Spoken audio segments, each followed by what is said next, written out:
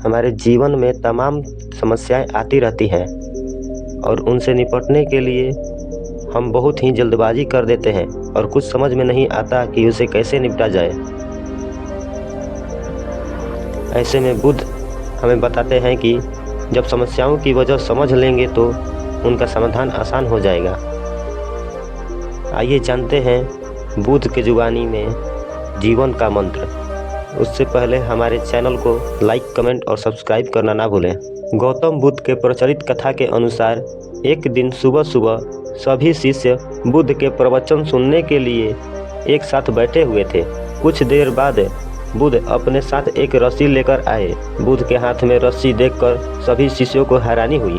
बुद्ध अपने आसन पर बैठे और उन्होंने रस्सी में एक के बाद एक 3 गांठ बांध दी। इसके बाद उन्होंने शिष्यों से पूछा कि क्या ये वही रस्सी है जो गांठ बांधने से पहले थी।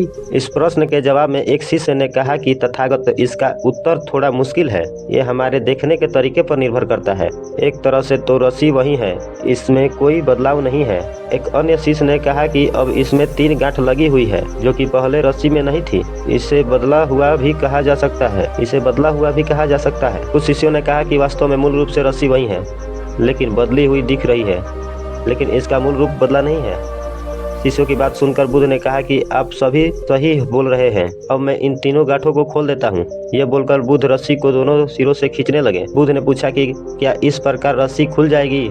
सभी शिष्यों ने कहा कि नहीं, ऐसा करने से तो गांठें और ज्यादा सख्त हो जाएगी, इन्हें खोलना और मुश्किल हो जाएगा। बुद्ध ने कहा कि ठीक है, अब एक अंतिम प्रश्न, इन गांठों को खोलने के लिए हमें क्या करना चाहिए? शिष्यों ने कहा कि हमें इन गांठों को ध्यान से देखना होगा, जिससे हम जान सके कि इसे कैसे लगाया गया है।